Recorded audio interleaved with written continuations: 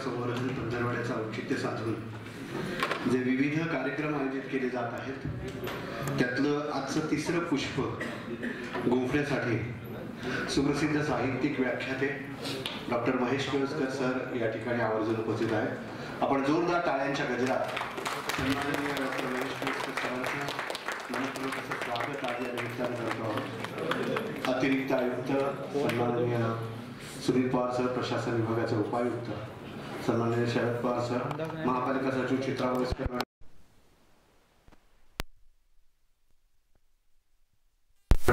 उपस्थित आहेत, त्यांनी मंचावर या सर्व मान्यवरांच्या उपस्थितीत आजचा हा मराठी भाषा संवर्धन पंधरवड्याचा तिसरा उपक्रम या ठिकाणी संपन्न होतो आहे।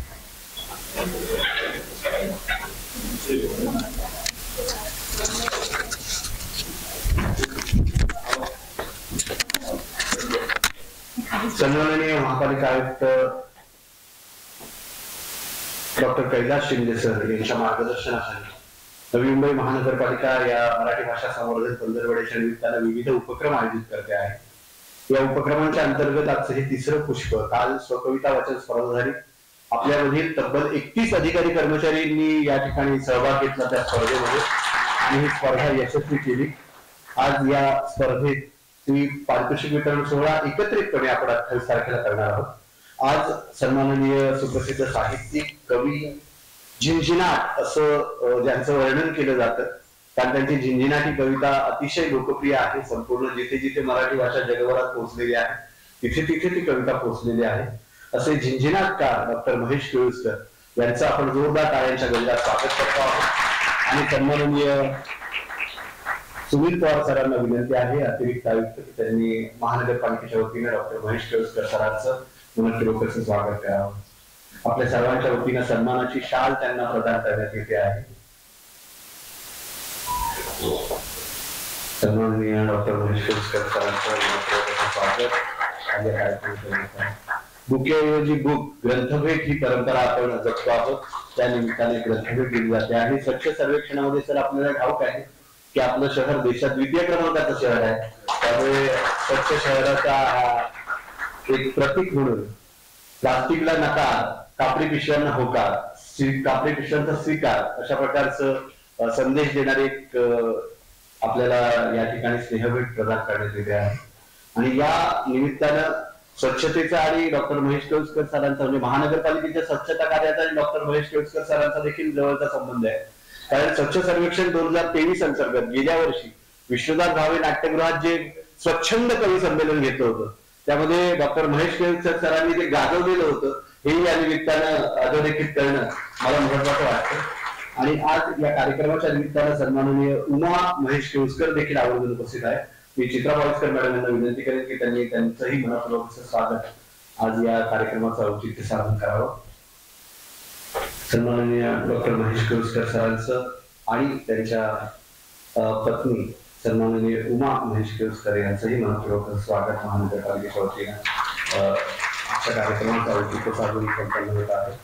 मराठी भाषा संवर्धन पंधरवड्याच्या निमित्तानं विविध उपक्रम आज या ठिकाणी आयोजित केले जात असताना या दोन्ही मान्यवरांचं स्वागत संपन्न होत असताना मी अतिरिक्त आयुक्त सुनील पवार सरांना विनंती करेन की त्यांनी व्याख्यानाच्या प्रारंभ होण्यापूर्वी आपल्याशी सुसंवाद साधावा। सन्माननीय सुनील पवार सर।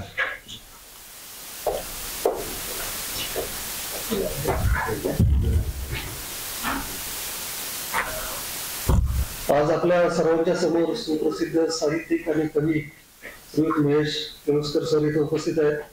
त्या सर्वांचं मी आणि त्यांच्या बरोबर आलेल्या त्यांच्या अर्धांगिनी, मी मागे म्हणलं होतं की अर्धांगिनी हे अर्धांगिनी म्हणू नये, ते खऱ्या अर्थानं त्या पुरुषाची पूर्णांगिनी असते, त्यांचं पण मी महापालिकेच्या वतीने स्वागत करतो। सर, मराठी भाषा संवर्धन सप्ताह किंवा पंधरवडा असे आपण साजरा करावा म्हणून शासनाकडून वेगवेगळे आम्हाला कळवलं जातं। त्या पद्धतीने वेगवेगळ्या महापालिकांमध्ये, नगरपालिका असेल, विविध कार्यक्रमामध्ये शासकीय सोपस्कार म्हणून त्याकडे पाहिलं जातं। परंतु एक नवी मुंबई महापालिकेनं स्वच्छतेच्या क्षेत्रात जसं आपलं आगळं स्थान निर्माण केलेलं आहे प्रत्येक बाबतीत, त्या पद्धतीनं हे सप्ताह किंवा हे पंधरवडे हे शासकीय सोपस्कार म्हणून साजरे न करता आपण खऱ्या अर्थाने ते साजरे करतोय. आता आमच्या कोल्हे साहेबांनी सांगितले की कविता वाचन आहे किंवा उद्या आपल्याकडे आत्मचरित्र अभिवाचन आहे. त्याच्या अगोदर मी मागच्या पण कार्यक्रमात बोललो होतो की मराठी भाषा कशी लिहिली पाहिजे किंवा शासकीय कार्यालयात मराठी भाषेची टिप्पणी कशी पाहिजे, नसते कशी पाहिजे आणि सुलेखन या विषयावर पण आपण मंत्रालयातले उपसचिव चौधरी साहेब यांचं व्याख्यान ठेवलं होतं की जेणेकरून मराठी भाषेचा वापर वाढला पाहिजे. आणि मागच्या वेळेला पण मी त्या कार्यक्रमात बोललो होतो की परत एकदा मी आपल्यासाठी सांगतोय, सर्वांना माहित आहे की माझ्या मराठीचा बोलू कौतुके तरी अमृतातही पैसा जिंके, ऐसी अक्षरे रसिके मिळविन असं ज्ञानेश्वर माऊली म्हणून गेले होते. पण आमचे शासकीय अधिकारी अशा पद्धतीने अक्षर मिळवतात की त्या अक्षरांचा अर्थ लागण्यामध्ये वरिष्ठ अधिकाऱ्यांचा बराच वेळ जातो. पण मला खरंच आमच्या ह्या नवीन महापालिकेचा अभिमान वाटतोय की चांगल्या पद्धतीने हे कार्यक्रम आम्ही आयोजित करतोय. काल त्यावेळेला पण असंच मागे मी प्रश्न विचारला होता, त्यापैकी बरेच इथे उपस्थित असतील, की आपल्याला सर्वांना आनंद झाला की मराठी भाषेला अभिजात भाषेचा दर्जा मिळाला. म्हणजे नक्की काय मिळालं, अभिजात भाषा म्हणजे काय हे तुम्ही शोधा किंवा तुम्हाला काही माहित आहे का? आता किती जणांनी मी बोलल्यानंतर ते आता सध्याच्या गुगल बाबावरून शोधून काढलं असेल किंवा कुठेतरी वाचलं असेल हे माहिती नाही मला, परंतु आता सर त्याबद्दल थोडक्यात सांगतीलच. पण काल एक आपलं कोल्हे साहेब सहकविता वाचन मला उपस्थित होता आलं नाही काही मीटिंगमुळं, पण त्यातली युट्यूबवर मी ऐकलं कविता सर्वांच्याच चांगल्या होत्या. त्यातली एक कविता होती मराठीवर होती. त्यात त्यांनी बोललो होते की पहा मराठी, ऐका मराठी, बोला मराठी, लिहा मराठी आणि चाला मराठी. अशा पद्धतीने जर आपण गेलो तर आपल्या ही जी आपली मराठी मायभाषा आहे तिला अभिजात दर्जा जो आपण मिळालेला आहे तो अभिजात दर्जा टिकवून ठेवायचा आणि त्याचं संवर्धन करण्याचं काम आपल्या सर्वांकडून व्हावं एवढीच अपेक्षा मी या निमित्तानं व्यक्त करतो. आपला जास्त वेळ न घेता कोल्हे साहेबांना, आमच्या सूत्रसंचालकांना पुढची कार्यवाही त्यांच्यावर सोपवतो. धन्यवाद.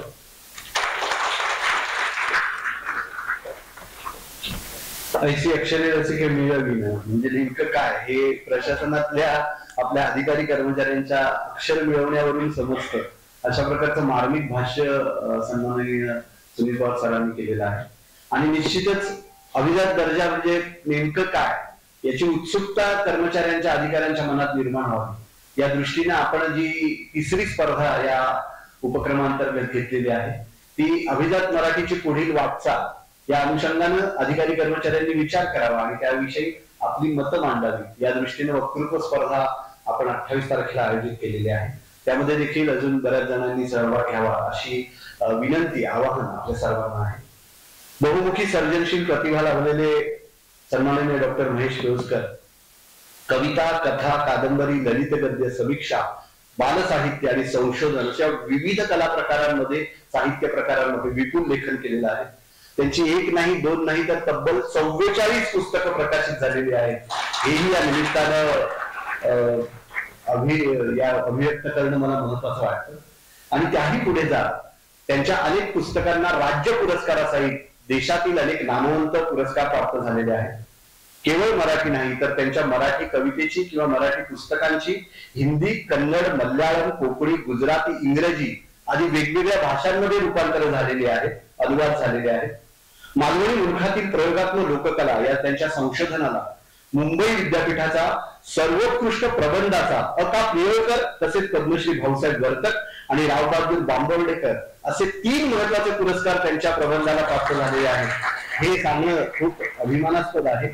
गेल्या 40 वर्षांपासून देश विदेशात काव्य वाचन करतात. नवी मुंबईत देखील सरांचा कविता ऐकण्याचा योग आपल्याला अनेक जणांना लाभलेला आहे. आणि शासकीय सेवेशी सुद्धा त्यांचा अतिशय जवळचा संबंध आहे. कारण की आकाशवाणी जी एकेकाळी आपल्या सर्वांची जीवनवाहिनी होती असं म्हटलं जातं, अशा आकाशवाणीत विविध अधिकारी पदांवर तब्बल 36 वर्ष सेवा सरांनी भूषवलेली आहे. त्यामुळे शासकीय प्रशासकीय कामकाज काय असतं याचा अतिशय जवळून अनुभव सरांना आहे. रेडिओ कार्यक्रम निर्मितीसाठी त्यांना 3 वेळा राष्ट्रीय पुरस्कार प्राप्त झालेला आहे. आणि आपल्या सर्वांना ठाऊक आहे की गेल्या वर्षी अतिशय गाजलेला चित्रपट नागरिक, त्या नागरिक या मराठी चित्रपटाच्या कथा, पटकथा, संवाद या तिन्ही लेखनासाठी महाराष्ट्र राज्य पुरस्कार आणि सह्याद्री दूरदर्शन पुरस्कार देखील सरांना प्राप्त झालेला आहे. मुंबई मराठी साहित्य संघाचा मराठी भाषा अभ्यासक आणि कार्यकर्ता म्हणून माधव ज्युलियन हा पुरस्कार देखील त्यांना प्राप्त झालेला आहे, ज्युलियन सरांच्या नावाने. आणि अशा प्रकारे विशेषत्वानं मराठी आणि त्यातूनही कोकणी भाषेवर प्रेम करणारा आणि कोकणी भाषेतली कविता तितक्याच ताकदीने सादर करणारा कवी ही खरी केळुसकरांची ओळख आहे. उपरोधिक कवितातून ते थेट वर्तमानाला भेटतात.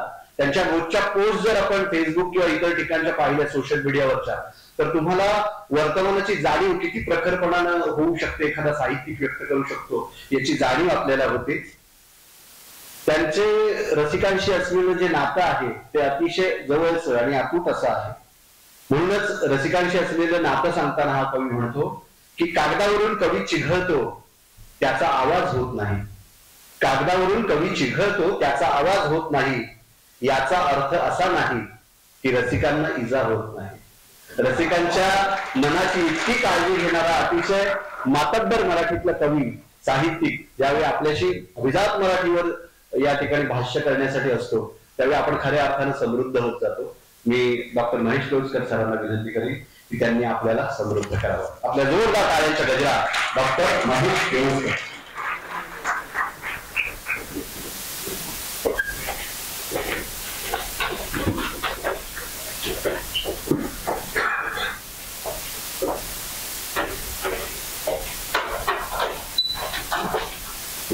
सगळे खाली उतरले बघा, कोण नाही कोणचा वरंदात कोणचा.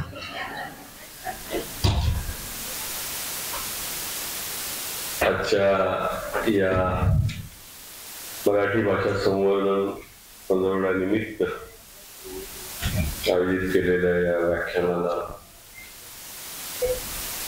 आपण ज्यांनी प्रास्ताविक केलं ते उपायुक्त सुनील पवार साहेब, अतिरिक्त आयुक्त सुनील पवार साहेब,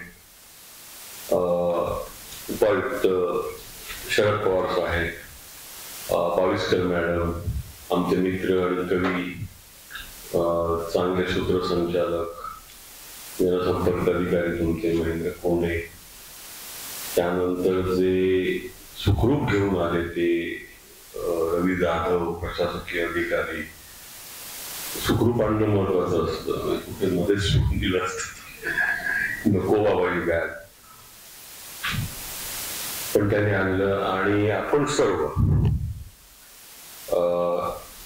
आता साधारण 11:46 आणि 52 सेकंद झालेले आहे.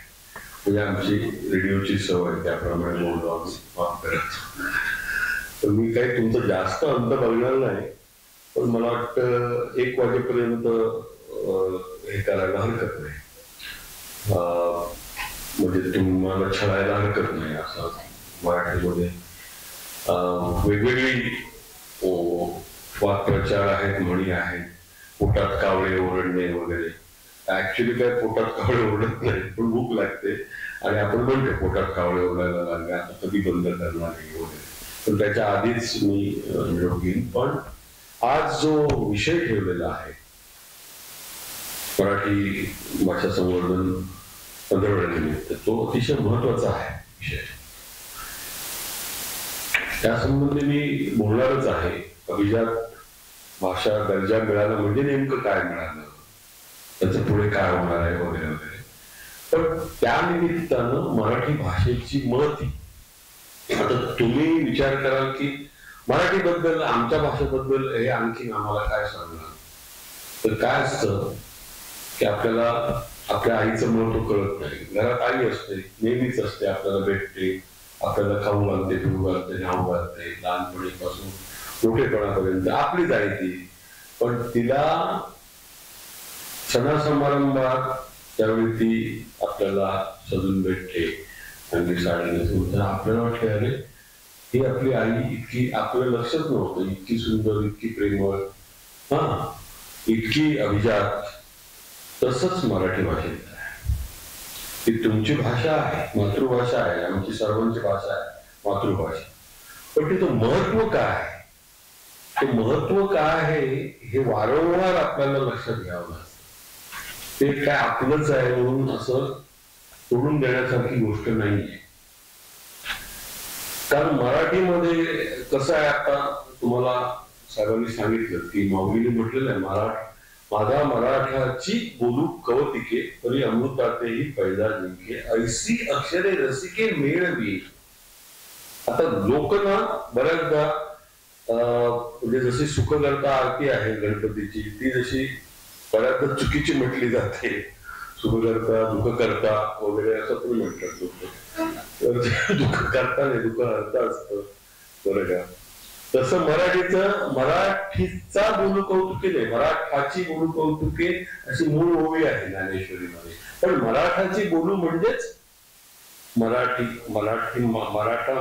मराठा म्हणजे जात नव्हे, मराठा म्हणजे मराठीचं जे मराठीपण आहे त्या मराठी भाषेचा बोलू कवतिके तो अमृताहून गोड आहे असं माऊली म्हणतात. बरं का. त्याच्या आधी फादर स्टीफन्सनी म्हणजे नंतर की म्हटलं की जैसी पुष्पा माझी पुष्प मोगरी की परिमळा माझी कस्तुरी, ऐसी भाषा साजरी मराठी. पुष्पा माझी पुष्प मोगरी, अंदाजा आरशाचा वाटे मला असावा माझी गजल इलाईची. तेव्हा तो वार करणारा इलाई म्हणतात की मोगरा असावा. इतकं मराठीचं एक नजाकत आहे. तर ती मोगऱ्यासारखी परिमळा माझी कस्तुरी, अशी भाषा साजरी मराठी. मग त्याने दिलं की पक्ष्यांमध्ये जसा मोर असतो, रत्नांमध्ये जसं रत्नकीळ असतं रत्न, अशी माझी भाषा आहे. अशा भाषेच्या अभिमानाने आणि लोकांच्या जनसामान्यांसाठी त्यांनी गीतेचा भावार्थ मराठीत आणला. ज्ञानेश्वरी अमृतानुभवलीला माऊलीने खूप काम केलं आणि सगळ्या संतांनी ही जी मराठी आहे ती पुढे आपल्याला दिसेल की मराठीची जी वेगवेगळी भाषेची मोडणी आहे ती तुम्हाला संत साहित्यामध्ये दिसेल. बघा, आर्तता व्यक्त करायची असेल तर हरणीचे पाडस व्याघ्रे धरी येणे ऐसे मन झाले, व्याकुळता व्यक्त करणारी कानोपा देतात. हा, किंवा पंढरीच्या पेठे मांडी येते पाल मंडटावरी तेल घाला तुम्ही, जणी म्हणे देवा झाले मी येसवा, निघाले केसवा घर तुझे. अशी उत्कटता की मला कोणी काय म्हणू दे पण मी तुझ्या घरात निघणार असं जनाबाई म्हणते विठ्ठलाला. किंवा कानोपात्रा व्याकुळून नको देवराया अंता पाहू, प्राण हा सर्वथा जाऊ आहे, हरणीचे पाडस व्याघ्रे धरी येते. अशी व्याकुळता मराठीमध्ये व्यक्त झालेली आहे. ही मराठी भाषा तुम्हाला सांगतो की जगामध्ये ही 10व्या क्रमांकावर आहे आणि भारतामध्ये आपल्या देशामध्ये 4थ्या क्रमांकावर आहे. 10 कोटीहून अधिक लोक म्हणजे जवळजवळ 12 कोटी लोक, ताज्या सर्वेक्षणानुसार 12 कोटी लोक मराठी बोलतात. ही 72 देशांमध्ये भाषा बोलली जाते मराठी, फक्त भारतात नव्हे. भारताच्या 36 राज्यांमध्ये तर बोलली जातेच, पण 72 देशांमध्ये बोलली जाते. इस्रायल आणि मॉरिशस इथे ह्या देशांनी आपली स्थानिक भाषा म्हणून मराठीला मान्यता दिलेली आहे. तुम्हाला अनेक लोक भेटतील म्हणजे मराठी तिथे या 2 देशांमध्ये. आणि 15 विद्यापीठांमध्ये मराठी शिकवली जाते. आता अभिजात दर्जा मिळालाय. 3 ऑक्टोबरला आपल्या माननीय पंतप्रधानांनी जाहीर केलं मराठी भाषेला अभिजात दर्जा. तर त्या दर्जामुळे आता भारतातल्या जवळजवळ सर्व विद्यापीठांमध्ये मराठीचं अध्यापन सुरू करण्याची एक शक्यता निर्माण झालेली आहे. आणखी अनेक गोष्टी होणार आहेत ते मी नंतर सांगतो तुम्हाला. पण मराठीमध्ये सगळ्यात मोठी घटना घडते म्हणजे मराठीमध्ये आपल्याला जवळजवळ 500 दिवाळी अंक निघतात दरवर्षी, 500च्या आसपास एवढा मोठा व्यवहार आहे. आणि उलाढाल होते ग्रंथ व्यवहार, दिवाळी अंक आणि सगळ्या मिळून जवळजवळ 200 ते 250 कोटी रुपयांची उलाढाल होत्या. मराठी एवढी कमी नाहीये. हे जो प्रचार केला जातो, अपप्रचार, जी बदनामी केली जाते मराठीत काय नाही, मराठीत पैसा नाही, मराठीत उद्योग नाही, मराठीत नोकऱ्या नाही, मराठीत अंक नाही, ते खोटं आहे, संपूर्ण खोटं आहे. ते मराठीचा व्यवहार खूप मोठा आहे. भाषा तुम्हाला तुमची, आपण म्हणतो की कमांड पाहिजे, तुमचे प्रभुत्व पाहिजे त्याच्यावर. पण ती भाषा जर तुम्हाला येत असेल, मराठीमध्ये सुद्धा खूप संधी आहेत, त्याच्यावर मी नंतर बोलणार आहे. तर मराठी अशी भाषा आहे की दिवाळी तर निघताच एवढा मोठा व्यवहार होतो. आणि ही भाषा जवळजवळ 2000-2500 वर्ष जुनी आहे, ती आजची नाहीये.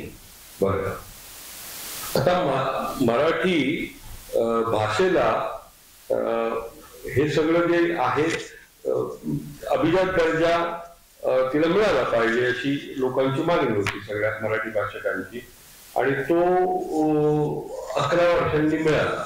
11 वर्ष ही मागणी, आणि सगळ्या महाराष्ट्राच्या सगळ्या मुख्यमंत्र्यांनी आपल्या परीने प्रयत्न केले.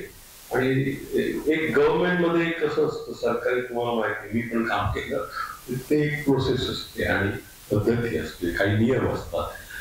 अनेकदा मागे पुढे हे असतं. लोकांचा खूप उत्कंठा असते की आमच्या भाषेला द्या. 6 भाषांना त्याच्या अगोदर मिळालेलं होतं, उडीसा पासून, संस्कृत पासून, तमिळ पहिलं मिळालं वगैरे. तर आपल्या भाषेला मिळालं पाहिजे. तर मराठी भाषेचं एक मोठी परंपरा आहे, वैभव आहे, आणि ह्या भाषेला आपल्याला मिळालं पाहिजे अभिजात दर्जा. अभिजात आहेच ती, पण मान्यता केंद्र सरकारची मिळणं ह्याच्यामध्ये एक महत्व होतं.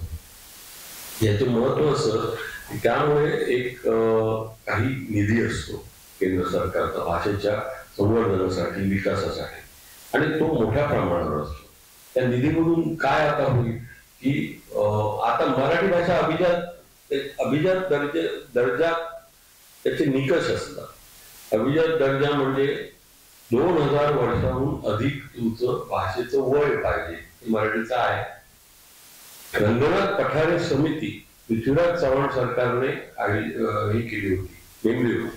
त्यांनी 500 पानांचा अहवाल दिला, म्हणजे मराठीत आणि इंग्रजीत मिळून.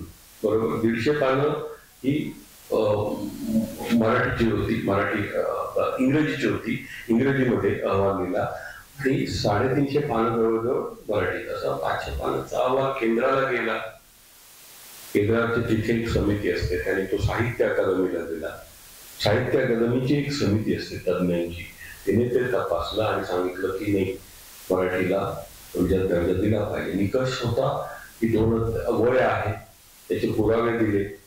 म्हणजे कसं, लीळाचरित्र जे आहे चक्रधरांचं, महानुभावांचं, तो इतका जुना ग्रंथ आहे. चामुंडराय करविले वगैरे इतकी मराठी जुनी आहे. आणि चक्रधरांच्या सगळ्या ज्या लीळा आहेत त्या लीळाचरित्र ग्रंथामध्ये आहे.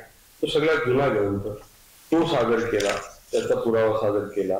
त्याच्यानंतर तुमचा हे ज्ञानेश्वरी आहे, हे सगळं जुनं वाङ्मय सादर केलं गेलं. आणि मौलिकता आणि संलग्नता हे 2 निकष असतात अभिजात भाषेचे. मौलिक तर आहेच, इतक्या काळापासून चालू आहे भाषा. आणि संलग्नता म्हणजे मराठी भाषेला संलग्नता आहे का, तर आहे, बदल झाले त्याच्यामध्ये. म्हणजे यादवकालीन मराठी, रामदेवराव यादव, बरोबर, त्यांनी विजयनगरचं राज्य स्थापन केलं ते. नंतर तंजावरी मराठी, नंतर महाराजांच्या, छत्रपती शिवाजी महाराजांच्या काळची मराठी, वखरीमध्ये जी आहे ती वगैरे. रामचंद्र पंत अमात्य नावाचे जे अमात्य होते महाराजांचे, अमात्य म्हणजे ते स्टेनच होते की ते डिक्टेट करावे, महाराज सांगायचे, त्यांना आज्ञा द्यायची. आणि ते गृहस्थ, त्यांनी ती सगळी आज्ञापत्र, त्याचं पुस्तक आहे, रामचंद्र पंत त्यांनी लिहिलेले आज्ञापत्र नावाचं पुस्तक तुम्ही अवश्य वाचा.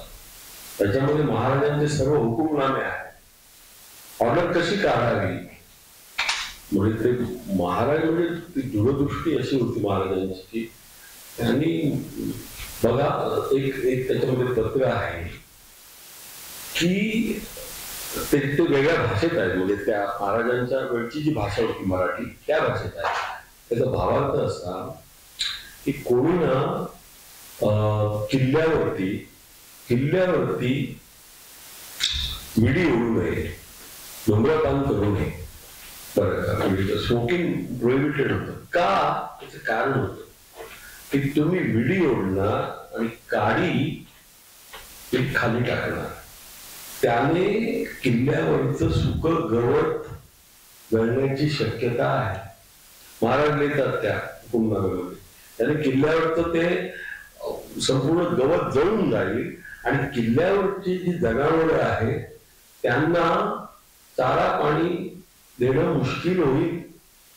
मग काय करतील लोक? किल्ल्यावरचे जे गुरांची जबाबदारी ज्यांच्याकडे आहे ते खाली लोकांच्या शेतात, रयतेच्या शेतामध्ये आपली गुरं घालतील आणि ती रयतेची शेत ती आपल्याला प्राणानु प्रिय आहे. त्यांच्या एकाही पिकाला, एकाही कणसाला धक्का लागता कामा नये, म्हणून विडी ओढू नये. काय हे आहे बघा, त्यातली साखळी बघा, विचार करण्याची पद्धत. अशा पद्धतीचं प्रशासन करणारी एक मराठी. आपलं आता साहेबांनी जे सांगितलं ती मराठी जी आहे, सरकारी मराठी, म्हणजे ते उद्वाहन म्हणजे काय? आता मूलस्रोत असा शब्द, ते मूलस्रोत्र म्हणतात लोक. मी ऑडिशन घ्यायचो ना आकाशवाणीवर निवेदकांच्या किंवा वृत्त निवेदकांच्या, स्वर चाचणी म्हणतात. तिथे एक एक मजा. म्हणजे एकाने सांगितलं, ते MA मराठी फर्स्ट क्लास होता एक व्यक्ती, उमेदवार, त्यांनी मराठी वाडमयाचा इतिहास असा विचार. तुम्ही म्हटलं मॅडम बघा तरी काय लिहिलं, म्हणजे आम्ही त्याला देतो स्क्रिप्ट, नाही का, शब्द देतो. नाही वाडमयच आहे म्हणे. म्हटलं नाही बघा जरा, मी परत एकदा वाचा. म्हणाले हा सर मला माहिती आहे, पद्यामध्ये वाङ्मय म्हणतात, गद्यामध्ये वाडमयच म्हणतात. असं त्यांनी म्हटलं तुम्ही या वाडमयाचा समाचार आम्ही घेऊ नंतर. तर असा परिस्थितीचे म्हणजे भाषा नुसती तुम्हाला माहीत असून चालत नाही. आता तुम्ही म्हणाल काय, तो वेगळा विषय आहे. भाषा शुद्ध आणि अशुद्ध नसते, पण प्रमाण असते ना. प्रमाण भाषा काय असते? समजा मी मालवणी बोलतो, ते वैदर्भी बोलत आहे. आता पवार साहेब सातारकडचे आहेत, ते सातारी बोलत समजत्या. पण एक प्रमाण भाषा पाहिजे. आता मी मालवणी संपूर्ण व्याख्यान द्यायला गेलो, तुम्हाला समजेल का? नाही समजलं, थोडं समजेल किंवा तुम्हाला गमत वाटेल, पण त्यातला आशय, त्या शब्दांची जी छटा, शब्दांचा जो वजन असतं, प्रत्येक शब्दाला वजन असतं. आणि त्याचे ते म्हणजे 50 ग्रॅमचा शब्द तुम्ही 500 ग्रॅम वजनाने वापरला त्या पद्धतीने तर त्याचं असं होतं. आणि 500 ग्रॅमचा 50 ग्रॅम तरी असं होतं.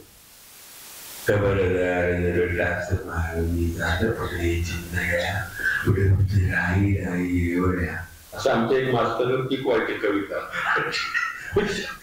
म्हणजे आम्ही ते मास्तरांच्या चिंधड्या उडवायचं असं वाटायचं. अरे काय बोलताय तुम्ही मराठी? खबरदार टाच मारून चाल पुढे चिंधड्या उडविल्या राई राई एवढ्या. असं दुसरे आमचे सहदेव अनंत ताकद नावाचे गुरुजी होते, त्यांच्याकडून मी मराठी शिकलो पहिल्यांदा. रेवण टिळकांची एक कविता होती 7वी मध्ये आम्हाला, केवढे हे क्रव्य नावाची. त्याच्यामध्ये शेवटी असं आहे, ती वेगवेगळ्या वृत्तांमध्ये आहे. पृथ्वी, वसंत, तिलका, मानिनी. आता वृत्त म्हणजे काय हेच कोणाला जवळजवळ विसरले लोक. कवी पण विसरले म्हणजे, बरं का, कवीला तरी माहिती पाहिजे. तर शेवटी असं शार्दूल मध्ये आहे की मातीत ते पसरले अतिरम्य पंख, केले वरी उदर पांडुर निष्कलंक, चंचू तशीच उघडी पद लांब विले, निष्प्राण देह पडला श्रमही निमाने. पक्षींच्या पोटामध्ये बाण लागलेला आहे आणि तिचं कलेवर धुळीत पडलेलं आहे आणि तिचं पांढरं, ती चिमणी असेल किंवा कुठली साळुंकी असेल, तिचं ते पांढरं उदर ती अशी पडली आहे उतानी आणि पद लांबविले, पाय ताड झाले प्राण गेल्यामुळे. कवीने वर्णन, रेव्हरंड टिळक कसं वर्णन केलंय बघा. आणि पद लांबविले निष्प्राण देह पडायला श्रमही निमाने. गुरुजी ते चित्र उभं करायचे आणि पोरं म्हणजे भल्या भल्याना रडवणारी पोरं रडायची वर्गामध्ये. बरं, इतकं ते आर्त म्हणायचे. कसं म्हणायचे? मग त्याच्यामध्ये कसं असतं की कविता कशी म्हणायची त्याची पण एक पद्धत आहे. कुठलीही कविता कशी म्हणून उपयोग नाही. कुठलंही अभिवाचन कसंही करून, आता काल इथे कार्यक्रम चांगला झाला असेल, पण अभिवाचन ही एक स्वतंत्र कला आहे. तसंच काव्य वाचन सुद्धा कला आहे, ती शिकली पाहिजे. बरं, ज्यांना थोडं बहुत आवड आहे ते शिकून घेतलं पाहिजे. आता त्याच्यामध्ये ऱ्हस्व दीर्घ असतात, स्वल्पविराम असतात, प्रश्नचिन्ह असतात, उद्गारचिन्ह असतात. ही विरामचिन्ह का आहेत भाषेमध्ये, व्याकरण का आहे, त्याचा उपयोग तुम्हाला वाचताना होतो. आणि भाषेचं प्रमुख कार्य जे आहे संदेश वहन योग्य पद्धतीने व्हायला पाहिजे ना. कम्युनिकेशन आपण म्हणतो हल्लीच्या भाषेत. ते कम्युनिकेट म्हणजे सेंडर आणि रिसिव्हर हे ट्यून झाले पाहिजे. बरोबर, कसे म्हणायचे गुरुजी? सगळी क्षणोक्षणी पडे उठे परिवळे मुळे वाकडे अशी ती सगळी कविता आहे. आणि शेवटी मातीत ते पसरले अतिरम्य पंख केले वरी उदर पांडुर निष्कलंक चंचू तशीच उघडी पदलांबविले. आता तुम्ही जर काढून बघितला त्याचं टेक्स्ट, तर पद लांबविले मधला वी दीर्घ आहे. रेव्हरंड टिळकांनी लिहिलेला बघा, पद लांबविले नाही, लांबविले. चंचू तशीच उघडी पदलांबविले निष्पाण देह पडला श्रमही निमाने श्रमही निमाने श्रमही निमाने. असं ही जी व्याकुळता आहे, तुमच्या हृदयाला हलवून सोडण्याची जी ताकद आहे, तर ती भाषेमध्ये असतेच. पण ती सादर करताना सुद्धा त्या पद्धतीने जर केली तर ती भाषा अधिक प्रभावीपणे संदेशवहन करण्यासाठी म्हणून समर्थ असल्याचा प्रत्यय येतो. 1 मे 1960 रोजी आपला महाराष्ट्र मिळाला, बरोबर आहे. आणि मुंबई ही महाराष्ट्राची राजधानी झाली. आता हे महाराष्ट्र म्हणजे मराठी भाषकांचं राज्य स्थापन झालं. तेव्हा राज्याचे पहिले मुख्यमंत्री यशवंतराव चव्हाण असं म्हणाले होते मराठी भाषेबद्दल की मराठी भाषा राज्यभाषा करण्याचे तत्व आपण स्वीकारले आहे. काय म्हणतात चव्हाण साहेब? मराठी भाषा राज्यभाषा करण्याचे तत्व आपण स्वीकारले आहे. मराठी भाषेवर आता अशी जबाबदारी आली आहे की तिने लोकशाहीचा कारभार केला पाहिजे, लोकांचे जीवन सुखी व समृद्ध केले पाहिजे. भौतिक अर्थाने जे जे शास्त्र रुचावते आहे त्या शास्त्रातील ज्ञान आपल्या भाषेत पकडून आणण्याचे सामर्थ्य आपल्या भाषेत उपलब्ध केले. साहित्यिकांबरोबर शास्त्रज्ञ, इतिहासकार, तत्ववेत्ते हे सर्वजण मराठी भाषेच्या सर्वांगीण विकासाला चालना देतील असा विश्वास वाटतो. हा पहिला मुख्यमंत्र्यांनी विश्वास व्यक्त केलेला होता. आजही हे काम शासनातर्फे अतिशय अव्याहतपणे आता त्याच्यात डावं उजवं असतं. काही लोक जसं असतात की ते आपलंच आहे, काय फारसं लक्ष नाही दिलं तरी चालेल. पण काही लोक अत्यंत गंभीरपणे काम करतात, म्हणजे राजकीय क्षेत्रात आणि प्रशासकीय क्षेत्रात सुद्धा. राजकारण म्हणजे राजकीय नेतृत्व आणि प्रशासन ह्याचा एक ताळमेळ लागतो. जसं की नवी मुंबई महापालिकेत मी ऐकलं की आपले आयुक्त साहेब जरी आता ते इथे उपस्थित नसले तरी कैलास शिंदे साहेब जे आहेत ते मॅरेथॉन आयुक्त म्हणून ओळखले जातात. म्हणजे ते कायम धावतच असतात आणि तुम्हाला धावतात तर तुम्हाला धाप लागते, त्यांना माहिती असतं, पण ते धावलं पाहिजे आपण. याचं कारण काय की माधव जुलियनांनी म्हणून ठेवलंय. माधव जुलियन म्हणजे मराठीचे आमचे जुने, ज्यांना मराठीचे आजोबाच म्हणतात, त्यांच्या नावाने मला पुरस्कार मिळाला मराठी कार्यकर्ता म्हणून, ते माधव जुलियन. बरं का, माधवराव कटवर्धन असं त्यांचं नाव. मोठे फारसी आणि मराठी आणि इंग्रजीचे विद्वान होते फर्ग्युसन कॉलेजमध्ये पुण्याच्या. तर ते काय म्हणतात, कायदा पाळा गतीचा, कायदा पाळा गतीचा, काळ मागे लागला थांबला तो संपला, धावे त्याला शक्ती येई आणि रस्ता सापडे.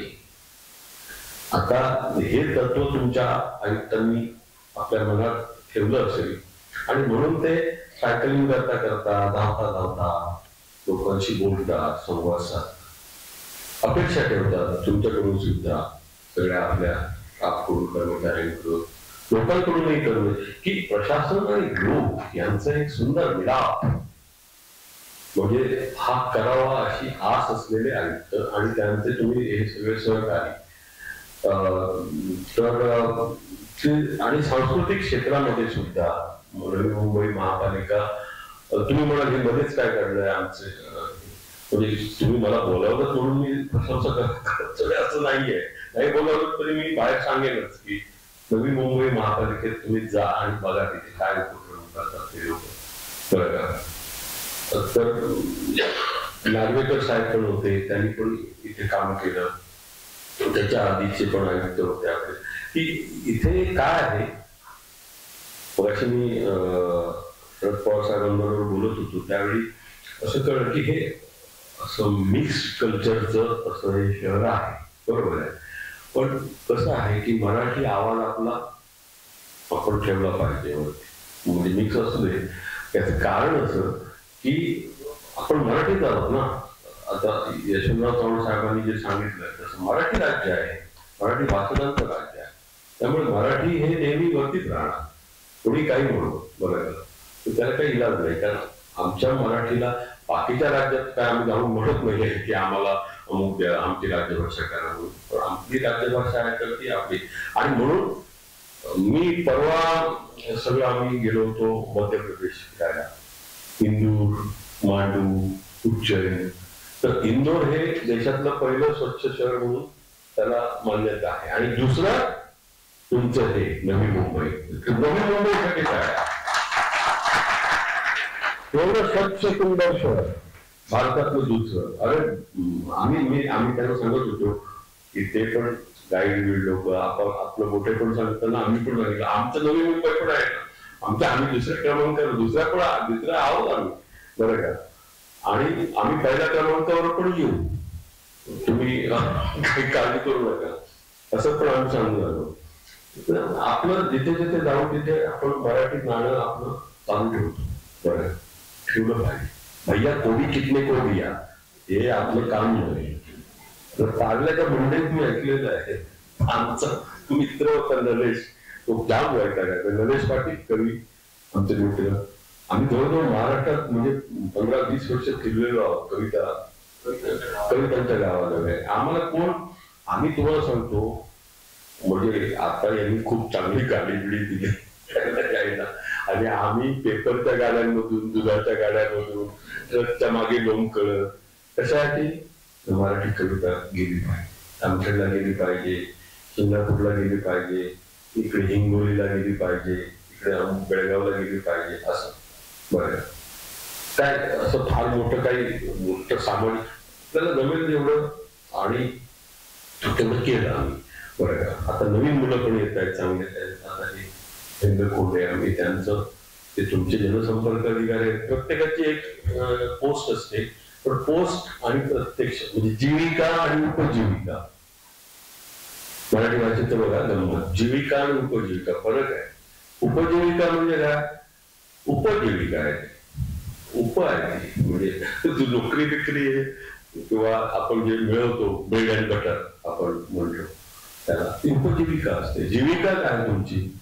प्रत्येकाची वेगळी असते. कोणाची चित्र काढण्याची जीविका असते, कोणाचं गाणं म्हणण्याचं संगीताची जीविका असते, कोणाचं काही स्वयंपाक चांगलं मांदेली फ्राय केली ती पण एक जीविका असते.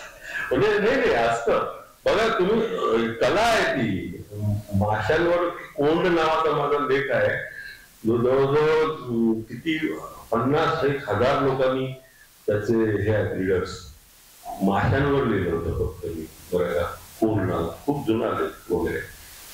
तर तुम्हाला काय वाटतं की बऱ्याचदा मध्येच हे सांगतो की बऱ्याचदा आपल्याला वाटतं अरे आपल्याला लिहिता येईल की नाही, आपल्याला वाचता येईल की नाही अशी भीती पण होती. पण प्रत्येकाच्या मनात काहीतरी असतं. आता सोशल मीडिया म्हणजे समाज माध्यमांमुळे एक गोष्ट आहे, तर काहीतरी बरळत असतात ते सोडा, त्यांचं जेवण झालं का वगैरे त्याच्यात काय अर्थ नाही.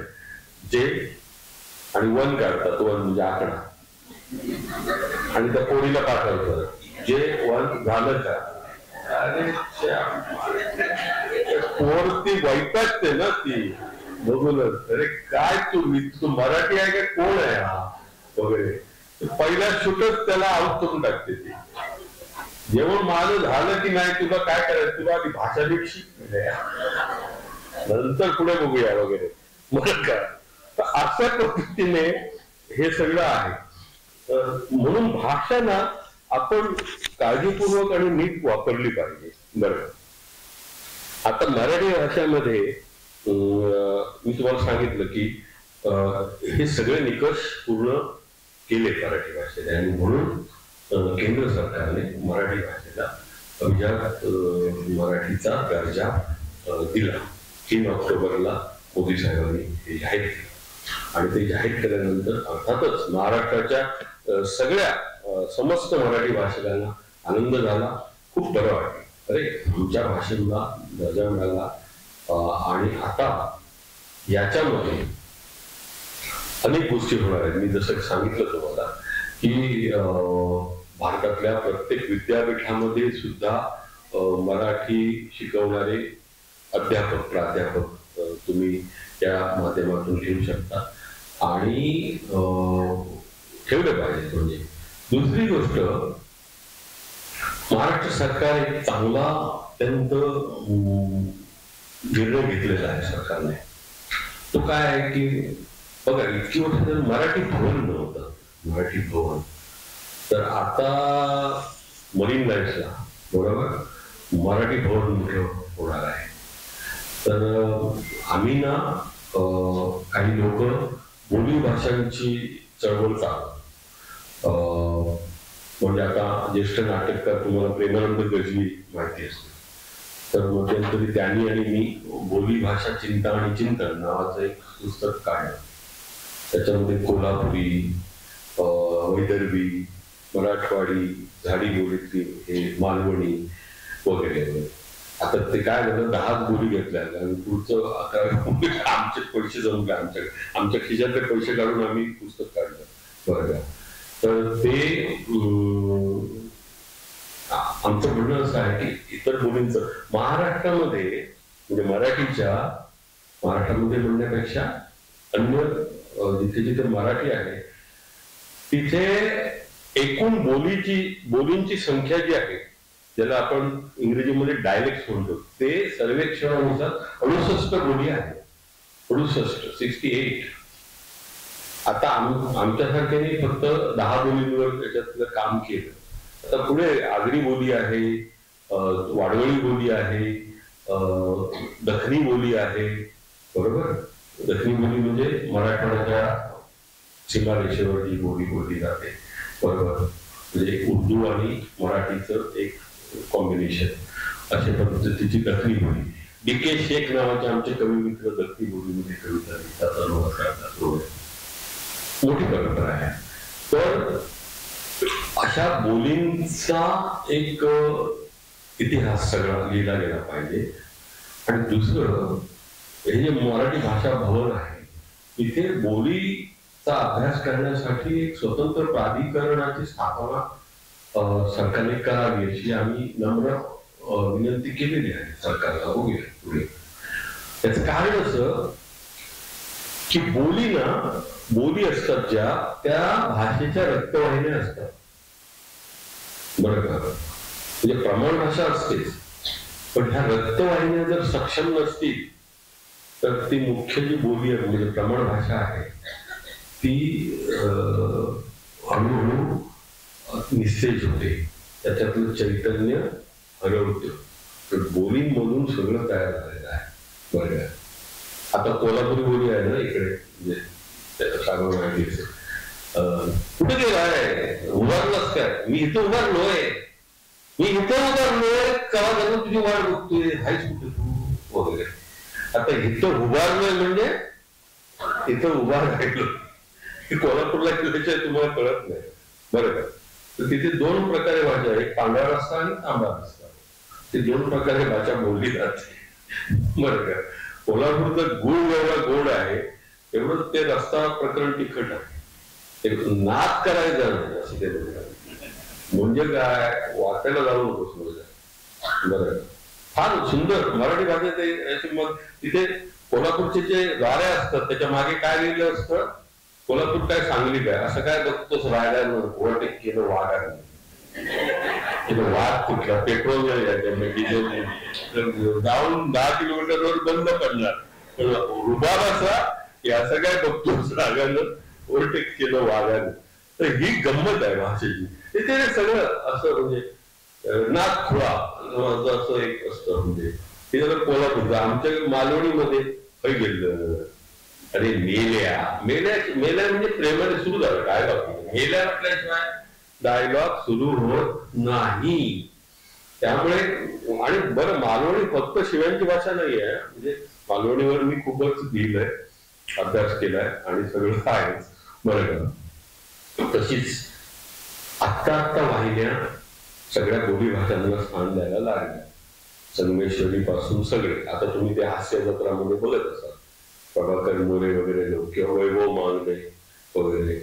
मी ज्यावेळी रत्नागिरीत होतो त्यावेळी वैभव एकदम लहान होता आणि रिहर्सल आहे, बघा. वैभव मांगले आता मोठा कलाकार आहे, आणि त्याची ताकद काय आहे, वैभव मांगलेची बोली आहे, बघा. त्याच्या एवढं सुंदर. किंवा आमचे हे बोलतात मकरंदानासमध्ये, मराठवाडी बोली, ते ताकद आहे, बोलीमध्ये ताकद असते. तर ह्या अशा बोली भाषांचं एक प्राधिकरण स्थापन व्हावं आणि त्याचा नीट अभ्यास व्हावा, त्याच्यासाठी जागा पण निर्माण करण्यात यावी. आणि दुसरी एक, बऱ्याच दिवसांपासून समस्त मराठी अभ्यासकांची आणि मराठी भाषकांची मागणी अशी आहे की शासनाची जी मराठी भाषाविषयक कार्य करणारी जी कार्यालय आहे, कुठली आहे, तर महाराष्ट्र राज्य साहित्य आणि संस्कृती मंडळ, विश्वकोश निर्मिती मंडळ, राज्य मराठी विकास संस्था, भाषा संचालनालय, दार्शनिका विभाग म्हणजे गॅजेटियर, ही सगळी कार्यालय एका छताखाली यावी. का, कारण ही सगळी जोडलेलं आहे यांचं कार्य, बरं का. आणि हे खूप 10 वर्षापासून चाललंय. आता बघूया, कधी कदाचित खूप काही अडचणी असतील, पण त्या अडचणी दूर होतील एके दिवशी.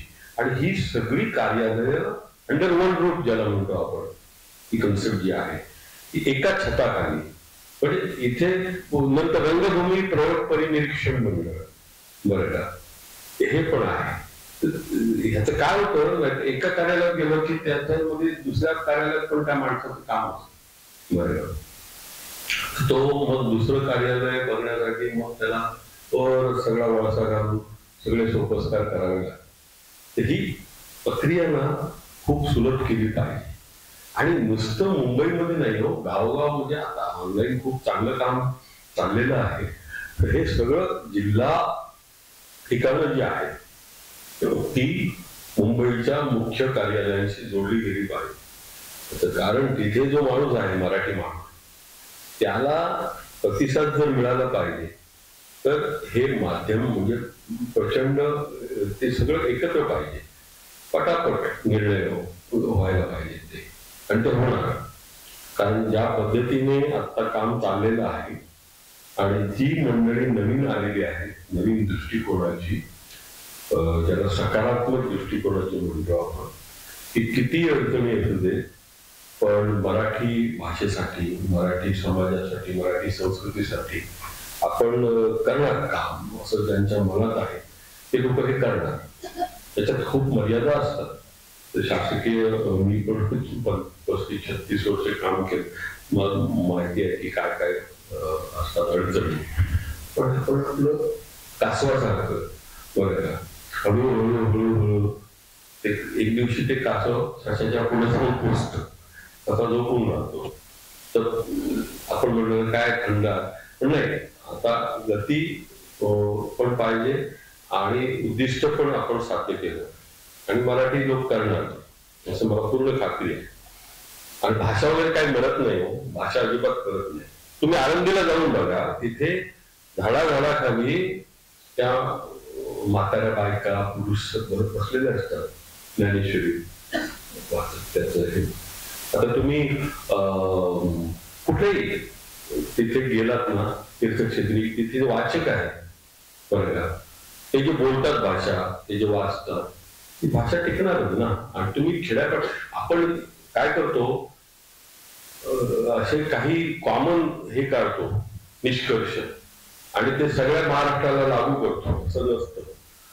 मराठी भाषा ही आता साहित्यिकांची मुलं नाही वाचत, म्हणजे आजोबाचं पुस्तक नातू काय मुलगा पण नाही वाचत. काय बापाने लिहिलेलं मराठीचं नाही परिस्थिती आहे. बांद्र्याला जाऊन बघा, मग ते लोक काय म्हणतात, नाही मराठी मेली, कारण त्यांची पुस्तकं घरातच वाचत नाही कोणी. बरोबर, त्याचं कारण काय आहे की लहानपणापासून त्यांनी आपण मराठीत लिहायचं, आपण मराठीत सगळं बोलायचं, पण पोराला इंग्रजी शाळेत घातलेलं आहे लहानपणापासून.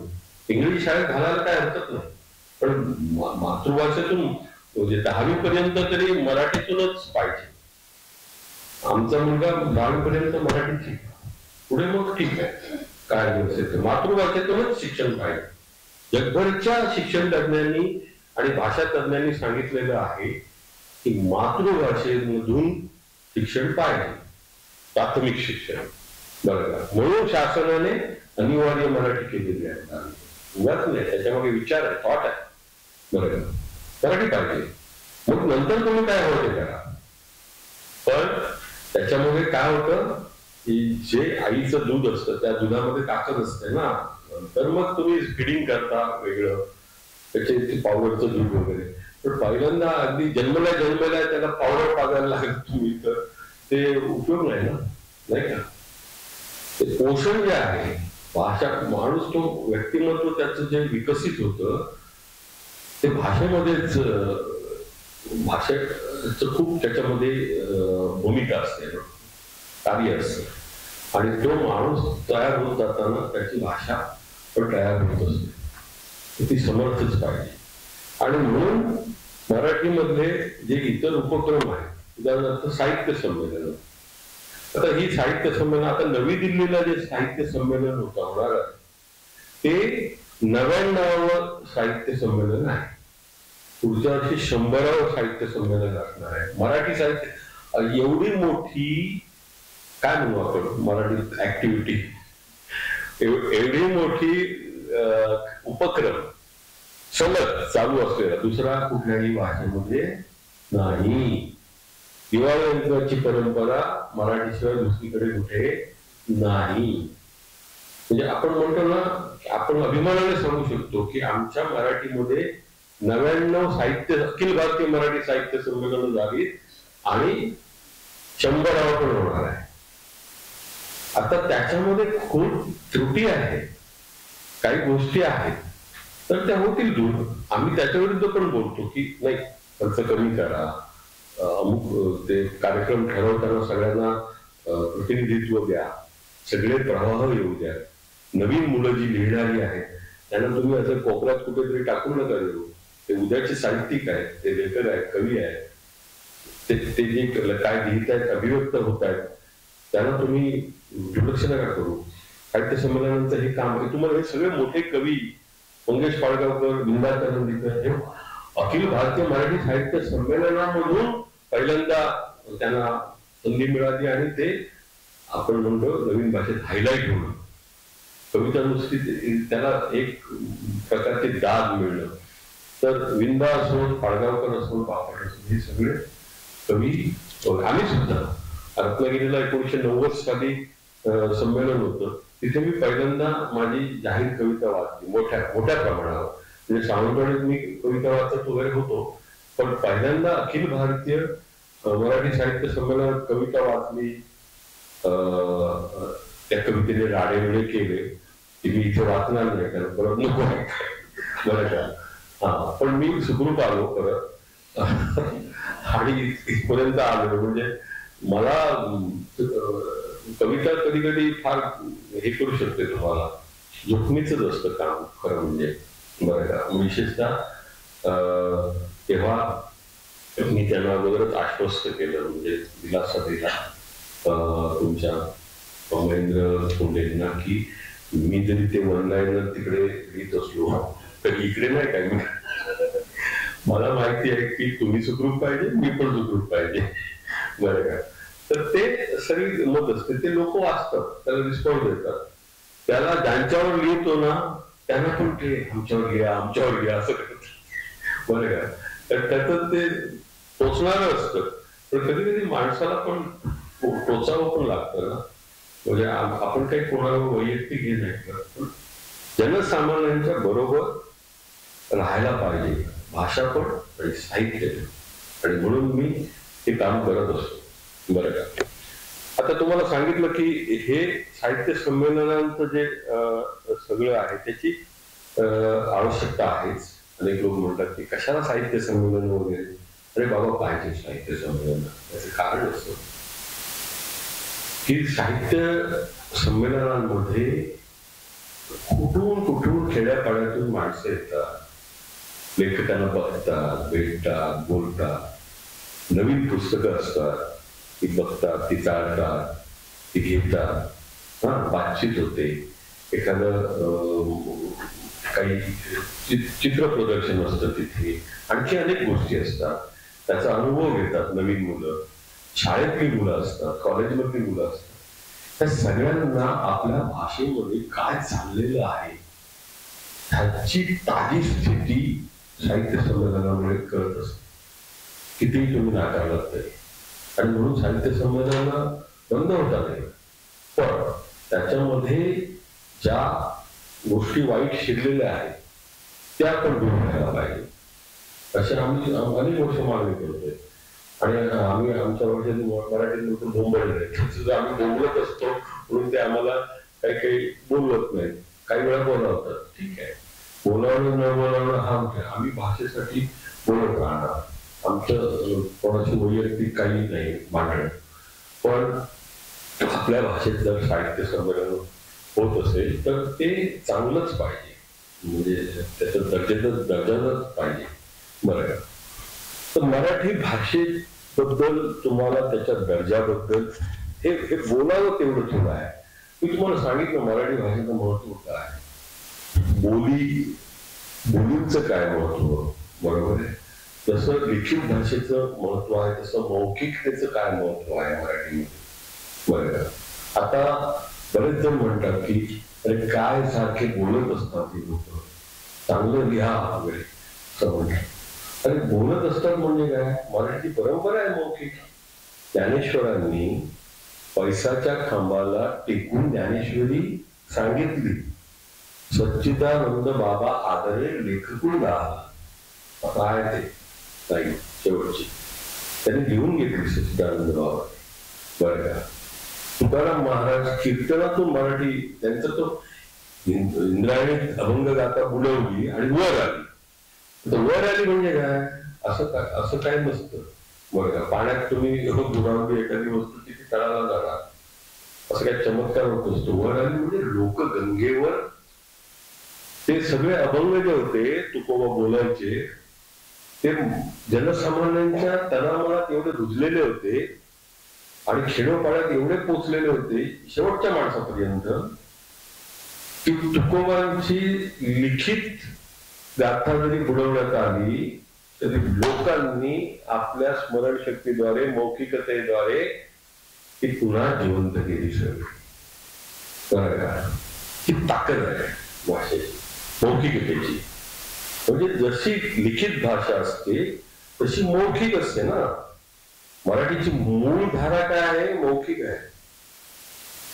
पण काही असे असतात की लोक की ज्यांना आपण दुःख दुर्बळ किंवा त्यांचं एक असं तत्वज्ञान असतं की नाही जे लोक बोलतात किंवा जे सारखे व्याख्यानं देतात किंवा कविता वाचतात ते म्हणजे असे समजतं असं काही नाहीये.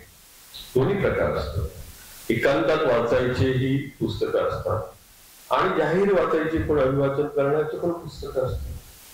तुम्ही त्यातला आपण हल्लीच्या भाषेत कंटेंट ज्याला म्हणतो तो आशय काय आहे, त्या पुस्तकाचा आशय काय आहे, त्या कवितेचा कथेचा आशय काय ते लक्षात घेतलं पाहिजे आणि त्याप्रमाणे पुढे गेलं पाहिजे. त्याच्यामध्ये एक समतोल पाहिजे, बॅलन्स ज्याला म्हणतो आपण. असं टोकाला जाऊन उपयोग नाही कुठलीही भाषा. पण दुसरं असं की अन्य भाषांचं आक्रमण मराठीवर होणार, आक्रमण वगैरे तुम्ही करून घेतलं तर आक्रमण होणार ना. आता मी तुम्हाला हात माझ्या अंगाला लावून दिला नाही तर तुम्ही काय घेणार पुढे. माझ्याकडे पण आहे ना काहीतरी. ठोसा पण द्यायचा तो मराठीत द्यायचा, लक्षात ठेवा. भांडायचं तर मराठीत भांडा, शिवाय द्यायच्या मराठीत द्या. बाजारात गेला कुठे गेला अमुक प्रमुख मराठीत बोला. आणि हे जे मराठी शुभेच्छा पत्रांची आम्ही मध्ये एक चळवळ सुरू केली. तर हॅपी बर्थडे टू यू, ठीक आहे, हॅपी बर्थडे टू यू ठीक आहे, पण तुझ्या वाढदिवसाच्या तुला खूप शुभेच्छा. तर काय म्हणजे काय नाही होत का वाढदिवस, काय बर्थडेच पाहिजे. मग ते बर्थडे ते बर्थडे म्हणजे हळूहळू हॅपी बुड्डे टू यू असं वगैरे लोक काय पण म्हणजे उच्चारण वगैरे करायला. हॅपी बुड्डे टू यू असं मी ऐकलं परवा एका हॉटेलमध्ये ते केक ठेवला होता. अरे बर्थडे तरी म्हणा, बुड्डे काही बोलत होते लोक बरं का. तर हे भाषेला आपल्या आपणच, तुम्ही दक्षिणेकडे जा त्यांच्या भाषा बघा, त्यांचे लोक बघा, अभिमान किती आहे. दुसऱ्या भाषेत बोलू देत नाही तुम्हाला ते असं तोडकं मोडकं, पण आपल्या भाषेतच किंवा इंग्रजी बरं का. तुम्हाला बाकीचं नाही तिकडे काय चालत. हा आपण काय करतो माहितीये का, अभि हिंदी में बोलो ना म्हटलं की हा बोलते आपली मंडळी मराठीत बोलल्यानंतर लगेच परत हिंदीत सुरू करतात. मी म्हटलं कशाला बोलायचं. जागतिक मराठी अकादमीचे अध्यक्ष रामदास फुटाणे त्यांच्याबरोबर आम्ही आता 20 वर्ष झाली परवा साताऱ्यामध्ये शोध मराठी मनाचा नावाची जी संकल्पना आहे, मराठी मनाचा शोध मराठी मनाचा, अशी 20 वर्ष झाली. आज हे 4-5 मंडळीच आहेत पण ती काम करत आहेत बरं का. साताऱ्यात 2-3 दिवसांचं 3 दिवसांचं ते मोठं संमेलन झालं आत्ताच गेल्या आठवड्यात. तर त्यांची काय आहे म्हणणं फुटाणे साहेबांचं की तुम्ही जे तुमच्या भाषेमध्ये सेलिब्रिटीज असतात किंवा जी नेते मंडळी असतात त्यांनी हे ठरवलं पाहिजे की नाही आम्ही मराठीतच बोलणार. तुम्हाला हवं असेल तर तुमच्या भाषेत अनुवादित करून घ्या. लगेच आता दिल्लीत तुम्ही गेला किंवा आपल्या राज्याच्या बाहेर गेला तर दुसऱ्या भाषेत बोलणं हे वाजवी आहे बरं का. किंवा काही आता न्यायालयीन निर्णय असतात किंवा काय असतात तर ते इंग्रजीमध्ये असतात. आता त्याचे जोपर्यंत मराठीत मिळत नाही तोपर्यंत ते इंग्रजीतच त्याचं काम चालणार. म्हणून आता मराठीमध्ये बोलल्यानंतर लगेच साध्या साध्या गोष्टी परत कशाला त्या हिंदीत किंवा इंग्रजीत बोलायला पाहिजे. रहमान तुम्हाला माहिती आहे ना, जागतिक संगीतकार, ते प्रत्येक हिंदी गाण्यामध्ये आपलं तमिळ सोडून देतात. हे काय बरं का, तुम्हाला कळत नाही अर्थ त्याचा, पण तुम्हाला त्याचे राईम्स त्याचा जे नाद आहे बरा वाटतो. त्यानिमित्ताने ते आपल्या भाषेचा एवढा मोठा इंटरनॅशनल कीर्तीचा संगीतकार प्रसार करतो देशात. तसं मराठीतले सगळ्या कलाकारांनी, सगळ्या मोठ्या माणसांनी हे केलं पाहिजे असं मला वाटतं. बरं का, मी जिथे जिथे जातो आणि जिथपर्यंत आपला आवाज करतो तिथपर्यंत आपण काम करत असतो. मराठीबद्दल मी खूप बोललो. मी शेवटी 2 कविता वाचणार आहे. त्या 2 कविता मराठीतल्या 2 ग्रेट कवींच्या आहेत. मराठीमध्ये तुम्हाला माहिती असेल की एकूण 4 ज्ञानपीठ पुरस्कार मिळाले. ज्ञानपीठ पुरस्कार हा सर्वोच्च पुरस्कार असतो भाषेमध्ये, साहित्यात. तो पहिला पुरस्कार मिळाला आपले ययातिकार, कौंतेयकार वि.स. खांडेकर यांना. बरोबर, ययाती बद्दलच मिळाला. मोठे कादंबरीकार होते. नंतर ते काय उपयोगी नाहीत वगैरे असं लोकांनी सुरू केलं, म्हणजे विशेषतः काही समीक्षकांनी. पण मी तुम्हाला सांगतो, मला विचारा तर खरी गरज आज वि.स. खांडेकरांसारख्या व्यक्तींची आहे. तर ते सुभाषित करतात, वास्तव असं कुठे आहे वगैरे. अरे वास्तव काय लोकांना माहिती आहे, वाईट आहे ना वास्तव, पण कसं असायला पाहिजे जीवन, ते किती सुंदर असायला पाहिजे, सत्य शिव सुंदर, ही तत्व जी आहेत त्याचा उद्घोष केला वि.स. खांडेकरांनी आयुष्यभर आपल्या साहित्यामध्ये. आणि म्हणून त्यांना ज्ञानपीठ पुरस्कार प्राप्त झाला. त्याच्यानंतर कुसुमाग्रजांना मिळाला ज्ञानपीठ पुरस्कार. कुसुमाग्रजांच्या नंतर 2003 साली मराठीतले श्रेष्ठ कवी विंदा करंदीकर यांचं चरित्र साहित्य अकादमीसाठी आत्ताच हल्लीच मी लिहिलं. ते पुस्तक आता साहित्य अकादमीने प्रकाशित केलेलं आहे. ते विंदा करंदीकर, त्यांना ज्ञानपीठ मिळाला. आणि भालचंद्र नेमाडे सर यांना मिळाला. आता हे 2 झाले कादंबरीकार, खांडेकर आणि नेमाडे. 2 कवी आहेत ज्ञानपीठ मध्ये. त्यातले एक कवी कुसुमाग्रज आणि दुसरे कवी विंदा करंदीकर. मुद्दाम भाषेच्या, कारण आपण कविता लिहितो तर कवितेचं पण काहीतरी या पंधरवड्याच्या निमित्ताने तुम्ही आयोजित केलेल्या व्याख्यानामध्ये पाहिजे, म्हणून मी त्या घेऊन आलो. बरं का, चालेल ना तुम्हाला? 2 कविता आणि 2 कविता वाचून मग आपण हे निरोप घेऊया. बरोबर आहे ना? अजून एक 5-10 मिनिटं मराठीसाठी चालेल ना? हा, तर ही पहिली जी कविता आहे कुसुमाग्रजांची, ती खूप गाजलेली कविता आहे. कवितेचं नाव आहे हा चंद्र. आता चंद्र 2 प्रकारचे आहेत. चंद्रावर माणूस जाऊन आला, बरं का, तर या चंद्र, तर तो वैज्ञानिकांचा चंद्र वेगळा आणि कवींचा चंद्र वेगळा. बरोबर. हा, निंबोळीच्या झाडा मागे चंद्र झोपला ग बाई वगैरे, ते पण तुम्हाला माहिती आहे. तर चांदोबा भागलास का, निंबोळीच्या झाडामध्ये लपलास का, असं. आता निंबोळीची झाडच लपलेली आहे, त्यामुळे चंद्राला अशी पण परिस्थिती हळूहळू होते आहे. बरं, पण चंद्र राहणार. जोपर्यंत मराठी आहे तोपर्यंत चांदोबाबा चंद्र, तो चंद्र. आणि तो नील आर्मस्ट्रॉंगने ज्याच्यावर पाय ठेवला तो चंद्र वेगळा. त्याच्यावरची कविता किती सुंदर आहे बघा कुसुमाग्रजांची. त्या चंद्राचे या चंद्राचे मुळीच नाही काही नाते. त्या चंद्राचे या चंद्राचे मुळीच नाही काही नाते, त्या चंद्रावर अंतरिक्ष या नात बसोनी माकड मानव कुत्रा यांना जाता येते.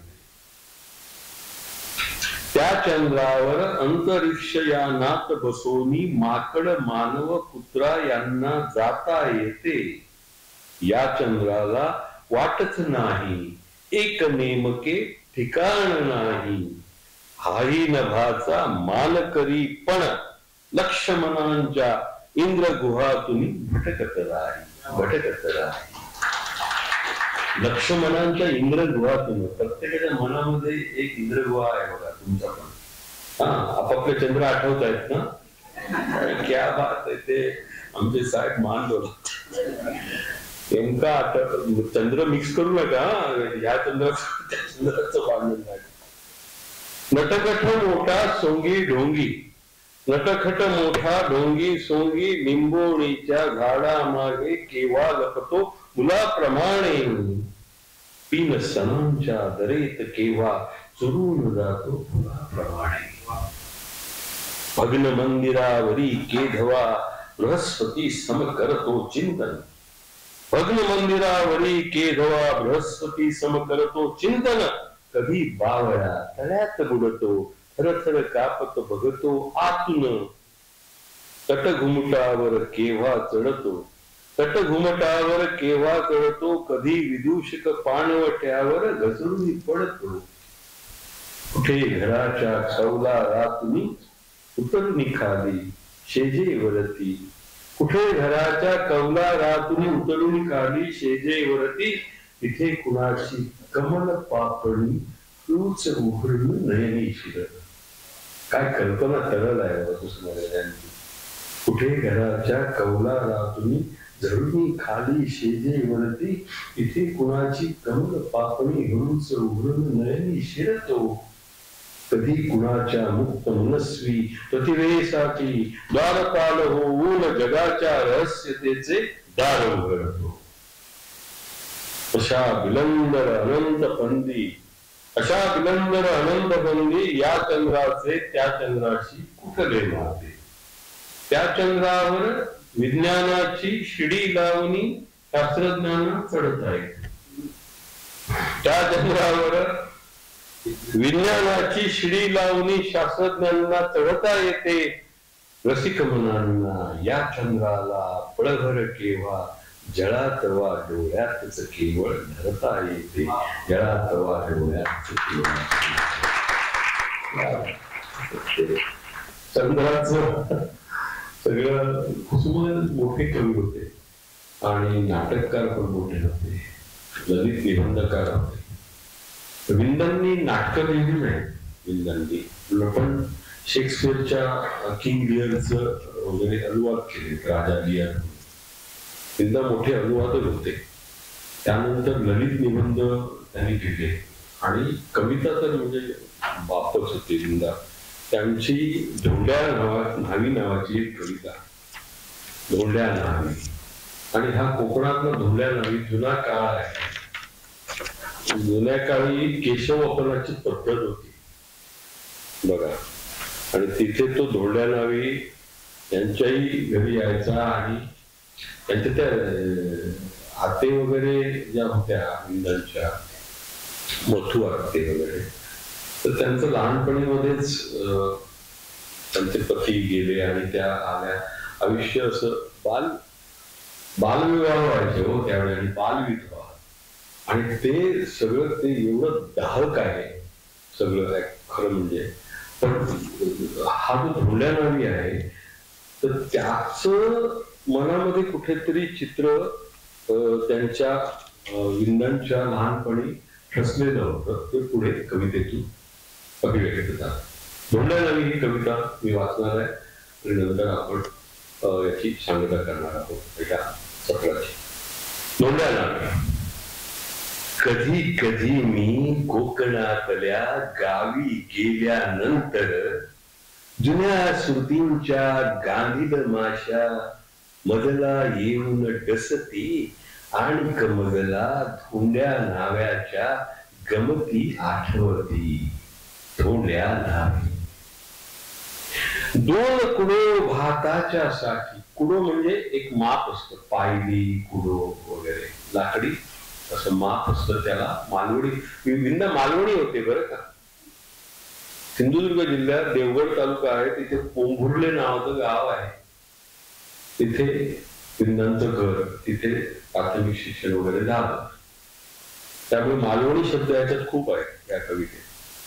दोन कुडो भाताच्या साठी करी हजामत सगळी अमुच्या घरची. दादांचा तुळतुळीत चंपी गोटा. गजाननाची टाळू राखून शेंडी. आणि माझा कराप असल शहरी. अथवा दाढी चुकवून चांब खेळाला धोंड्या न्हावी. महिन्यातून कधीतरी हळूच येतो अमुच्या मागील दारी. आणि नंतर खोपटीच्या माघारी जाऊन करीतो अद्भुत काही. आता त्या बालविधवा होता ते समोर काय अंगणात किंवा मुलांच्या समोर वगैरे नाही केशव, पण ते गोठा असायचा, खोपट असायचं, त्याच्या मागे जाऊन ते डोकीत असायची वगैरे असा प्रकार होता तो.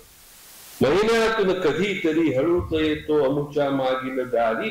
आणि नंतर खोपटीच्या माघारी जाऊन करीतो अद्भुत काही. जेन कुणीही आम्हा पाहू दे. धोंड्या न्हावी चहा न घेई चक्रम. आहार त्याचा भक्कम. जेवण देण्यापेक्षा परवडते आम्हाला देणे त्याला उचलून रक्कम. जेव्हा त्याला मध्येच फुरसत होई खंड्या रेडा आणिक चांदी म्हैस खरडून जाई.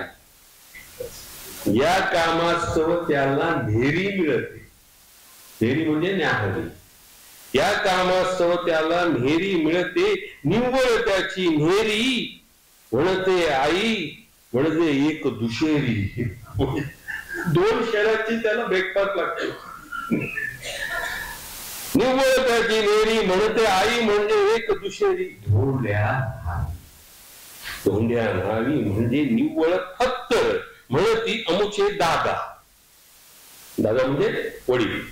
धोंड्या न्हावी म्हणजे निव्वळ फत्तर म्हणती अमुचे दादा. एका वर्षामध्ये लागोपाठ तयाचे पोर वारले पटकीने 14. अमुचा हा धोंड्यापणा आहे तैसा आहे. बदलन बिलकुल. एक असे मागे उचलाया तोवर मेला म्हणजे सुटला म्हणतो मी. इथे करुणा बघा. सगळंच जात ना, सगळं. 4 पोरं पटकीने एका मागोमाग मेली. ह्याच्यात तरी जगण्यामध्ये काय आहे. आणि हे सगळं दारिद्र्य. हा सुद्धा गेला तर सुटला असं पिंडा एका वेगळ्या त्याला आपण म्हणतो उपरोत नाही, पण म्हणजे एक विषाद. मेला म्हणजे सुटला म्हणतो मी. धोंड्या न्हावी. धोंड्या न्हावी हजामतीस आल्यावर पैसे वसुलीसाठी विष्णू वाणी त्याला येऊन गाठी. आता हे गावातलं. पैसे वसुलीसाठी विष्णू वाणी त्याला येऊन गाठी. करुणी थोडी थट्टा सुरू करीतो तोंडाचा मग पट्टा. शरम तुका थोडी तरी 4 दिवसाचो करून वायदो धोंड्या. पोरासाठी रुपये नेलस 13. एका महिने झाले 14. पोरासाठी रुपया नेलस 13. एका महिने झाले 14. जळलं म्हणतोय निदान देशीत व्याजाचो दिडको तरी. काका खोत नाही मी असे विष्णू वाणी. पैसे आणून दीन घेऊन जा नंतर आपली ही धोपटी. धोंड्या न्हावी. धोपटी उचलली त्याने विष्णू वाण्याने सावकार. धोंड्या न्हावी हातची त्याचे नाका पुढती. जुळवून परत म्हणत असे सावकारानो देवा सारे तुम्ही. पोर वाचलो तुमच्या पैशावर. पोर वाचलो तुमच्या पैशावर. ते पैसे मी फेडीन साक्षी ईश्वर. झिलाक लिवला होता पैसे पाठव. लिवला तुमचं पांडू मास्तर. ते का तुम्ही विचारा. हिलाकडसून तुमचे पैसे नाहीले तर भोडो की एवढी नांगरणी झाल्यावर धोंड्या त्याला सांगतो की काय काय मी करून तुझे पैसे फेडीन.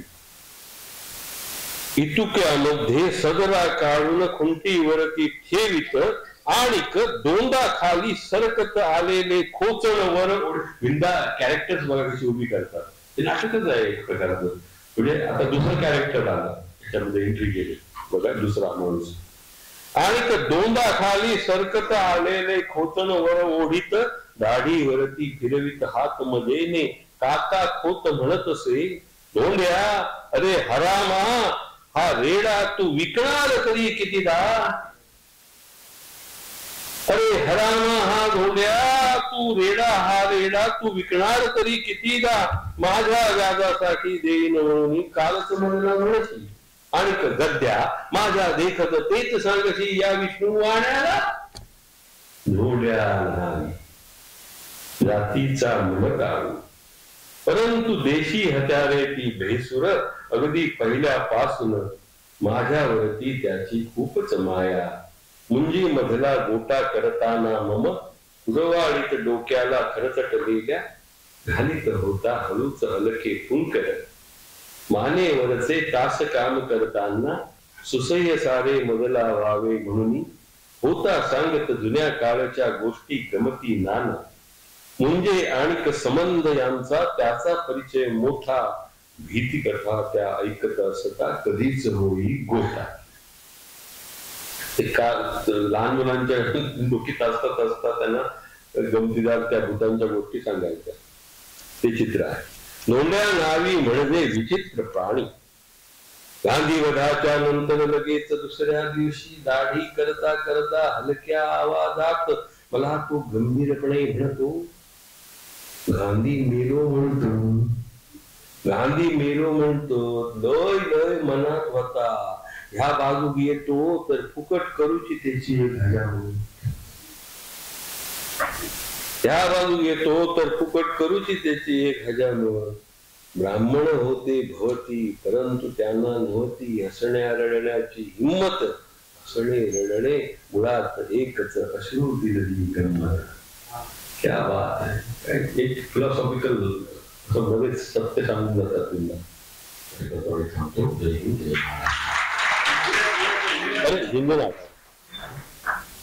झिंझणाट ही कविता झाली त्याला 35 वर्ष झाली असते. अनेक लग्न झाली या कवितेमुळे. जोडपी मला अजून मधून भेटत असतात. पण त्यांची जी पोरं आहेत ती आता चाललंय त्यांनी झिंझणाट करून त्यांचं काम चाललेलं आहे. त्यामुळे त्यांचे आता काय होईल मला माहित नाही. पण ज्यांची झाली त्यांची बरे झाले संसार. म्हणजे तर खूप जुनी कविता मालवणी भाषेत आहे. या कवितेमध्ये 1-2 शब्द आहेत. पतेरो. पतेरो म्हणजे पाचोळा. आणि पांदन तुम्हाला माहिती आहे. पांदन म्हणजे ऋतुवात. आपल्या पश्चिम महाराष्ट्रात पण आहे सगळीकडे. त्यावेळी हायवे नव्हते. हायवे ना लवकर तयार होत नाही. पांगणी लवकर होतात. आणि हायवेवर खड्डे पडले तर त्रास होतो. पांगणीत शक्यतो खड्डे असावे. प्रेमात पडणं आणि खड्ड्यात पडणं एकच असतो. गंमत आहे. तर ती काळोखाची एक सिच्युएशन होती आपल्याला. पूर्ण काळोख. आणि किनाट नावाचा शब्द जो आहे. किनाट म्हणजे सुपरलेटिव्ह डिग्री. किनाट म्हणजे गच्च काळ. गच्चच्या पुढचा काळ. बरं का. डोळ्यात बोट घातलं तर दिसणार नाही इतका काळ. आणि अशा एका काळोख्या रात्री मला ही कविता त्या वाटेवर सुटली. नंतर खुर्स तुम्हाला सगळ्यांना माहिती आहे ना. खुर्स चावलंय की नाही. नाही चावलं. अरे रे काय ह्या कवितेतलं खुर्स आहे ना ते चावायला पाहिजे आपल्याला एकदा तरी आयुष्यात. असं तुम्हाला वाटेल कविता ऐकल्यानंतर. आप्पा आले की काय. आप्पा नमस्कार. आप्पांना मी नमस्कार करतो. आप्पा हे मोठे गझलकार आहे. त्यांच्यासाठी एकदा टाळ्या होऊन तर आप्पा आमचे जुने गुणानुबंध आहे मित्र आहेत ते. आता बघा, पाणीत भेटलंस अंगात खेटलंस काळोख किनार याची पहिली ओळ आहे. ही कविता मंगेश पाडगावकरांनी पहिल्यांदा केळव्याच्या संमेलनात ऐकली आणि मला मिठी मारली. तिथून ही कविता सुटली ती सुटली म्हणजे. आणि आता तर मी म्हणतो ही काय माझी कविता नाहीच आहे, लोकांची कविता झालेली आहे. कारण मी 6 वर्षाच्या पहिलीतल्या मुलीकडून ही मी म्हणतो तशी कविता ऐकली. 6 वर्षाची पहिलीतली. बघा ना, तिला काय माहित नाही झिंजीनाट म्हणजे वगैरे, त्यातला जो निगम आहे, नाद आहे, तो तिला ते बरोबर तिने हे केलं, पकडला. आणि एकदा एक 80 वर्षाचे म्हातारे असतो वसईचे, त्यांचं नाव नको सांगत नाही मी, त्यांचा मला फोन आला. मला रात्रीचा 1:30 वाजलेला, मला झिंजीनाट आठवतोय वगैरे म्हणून दाखवा. म्हटलं वयाच्या 80 वर्षी रात्री 1:30 वाजता झिंजीनाट आठवून काय काय.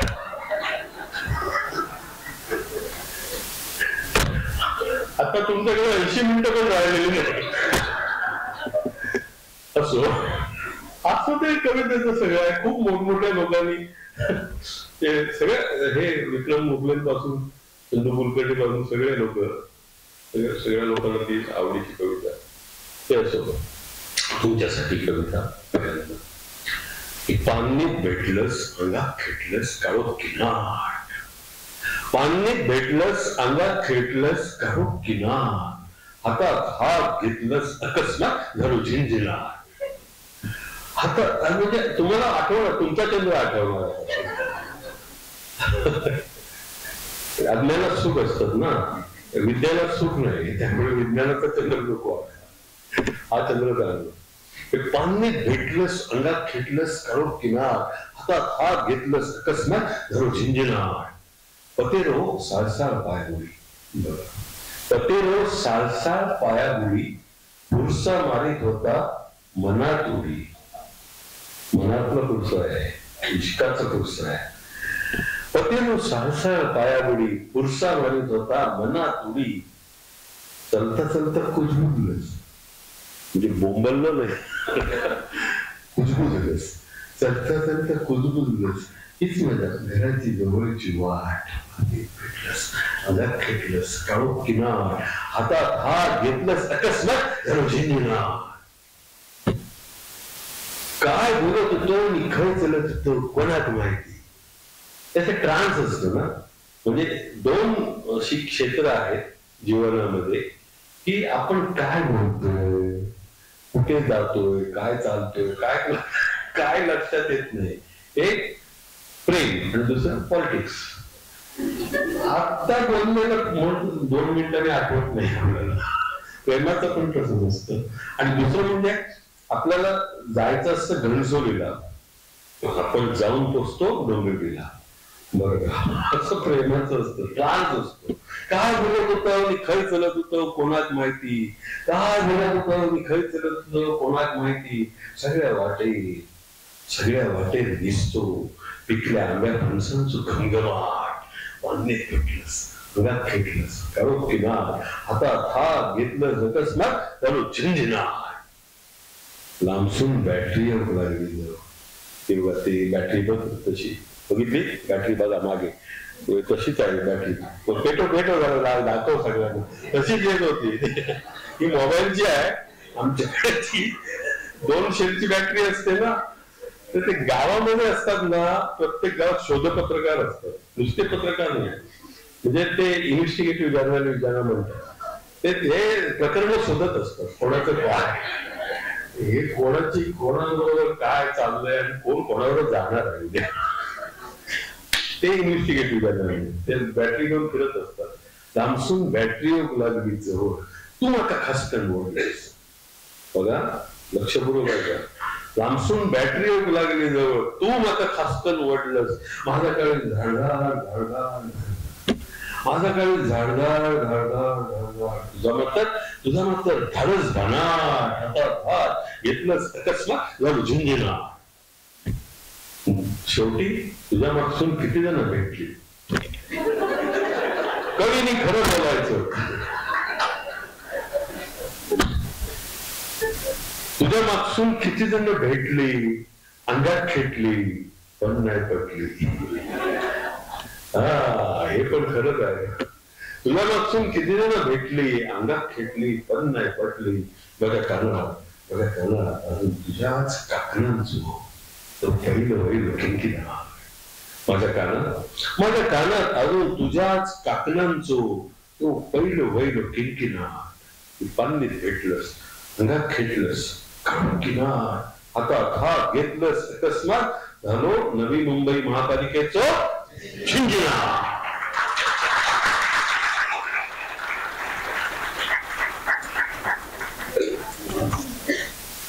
सर्वार्थानं आपल्या व्याख्यानाचा झिंझिनाट करत अतिशय अप्रतिम अशी सांगता डॉक्टर महेश केळुसकर सरांनी केली. मराठी भाषेची महती मुकुंदराजांपासून सांगत सांगत त्यांनी आधुनिक मराठी पर्यंतचा, अभिजात मराठी पर्यंतचा प्रवास आपल्याला सांगितला. अभिजात मराठी भाषा झाल्यानंतर काय होणार हेही त्यांनी सांगितलं. जी 4 ज्ञानपीठ सन्मानित व्यक्तिमत्व आहेत त्यांच्या बद्दल भाष्य करत त्यामधल्या कुसुमाग्रजांबद्दल आणि कुसुमाग्रजांची आणि सन्माननीय विंदा करंदीकरांच्या 2 कविता देखील त्यांनी सादर केल्या. आणि आज या कार्यक्रमाच्या माध्यमातून निश्चितच अभिजात मराठी आपण रोजच्या जीवनात अंगीकारली पाहिजे हा सर्वात महत्वाचा संदेश आजच्या या व्याख्यानातून घेऊन आपण घरी जाणार आहोत. कारण सुनील पवार सरांनी त्या दिवशीच म्हटलं होतं की मी कुठेही जातो तर पहिल्यांदा मराठीतच बोलतो, कारण मराठीत बोललं पाहिजे. अगदी साध्या रिक्षावाल्यापासून भाजीवाल्यापासून आपण मराठीत बोलायला सुरुवात करतो, पण आपण मराठीत हिंदीत बोलायला सुरुवात करतो की मराठीत बोलायला सुरुवात केली पाहिजे. आणि हेच आजच्या या कार्यक्रमाचं, या व्याख्यानाचं सूत्र अंगीकारून आपण यानंतर आपापल्या कामासाठी जाणार आहोत. पुन्हा एक वार आदरणीय डॉक्टर महेश केळुसकर सर आज या निमित्तानं आले आणि उमाकाकी समोर असून सुद्धा त्यांनी झिंझिनाटच्या पद्धतीने ऐकवली. हेही या निमित्तानं या ठिकाणी अधोरेखित करणं मला महत्वाचं वाटतं. आणि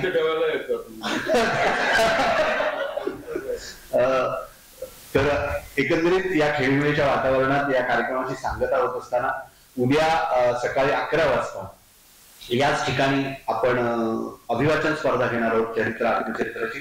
त्याची नावं देण्याची आजची शेवटचा दिवस आहे, याची आपण कृपया सर्वांनी नोंद घ्यावी. आणि 23 तारखेला नवी मुंबई महानगरपालिकेच्या परिवहन उपक्रमाचा वर्धापन दिन विष्णुदास भावे नाट्यगृहात आहे. त्याचवेळी नवी मुंबई महानगरपालिकेच्या वर्धापन दिनाच्या निमित्तानं ज्या क्रीडा आणि सांस्कृतिक स्पर्धा घेण्यात आल्या त्याचा पारितोषिक वितरण समारंभ आणि गुणवंत अधिकारी कर्मचाऱ्यांचा सन्मान, त्याचप्रमाणे आपले जे सेवानिवृत्त अधिकारी कर्मचारी जे डिसेंबर महिन्यात झाले 31 डिसेंबरला त्यांचा देखील सन्मान त्या ठिकाणी होणार आहे. याची आपण कृपया सर्वांनी नोंद घ्यावी. आणि उद्याच्या कार्यक्रमालाही आपण सर्वांनी आवर्जून उपस्थित राहावं.